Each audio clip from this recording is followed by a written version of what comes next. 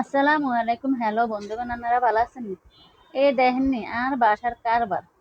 আমি একটু বাইরে গেছি, এই ফাঁকি দিয়ে এগুনে এ টেবিল খান একটা সুন্দর করে সাজে আছে। তো এগুনে আপেল কাটছে, ড্রাগন ফল কাটছে, তারপর আবার চিকেন নাগেট বাজছে, আবার জালকুলি পিঠা বাজছে, তারপর আবার ওই যে সবজি সব বাজছে। তো একটা টেবিল খান সাজে আছে, আবার মাঝখানে একটা কুটি কেকও দিয়ে রাখছে। তো কই তোরা কি লেগে আবার কেক ওগা দিছ? তো এই কামকানি কষা আমার বৌমা, তারপর আমার দুই মাইয়ায়, আবার বাতিজি বোনজি, এগুলো কি টেবিল খান সাজাইছে। সাজাইয়া আমি কি ভুলে গেছেন না যে আন্নগোনা বিবাহ বাসী? তা আমি তো ভুলে যাওয়া কারণ আঙ্গ হাতে কোনো দেশ থায়নি। হঠাৎ করে আইসিছে এইবার কেমনে কেমনে হইয়া গেছে আর কি বিবাহ বাসী। তো এগুনি এই কামটা করলো আর কি।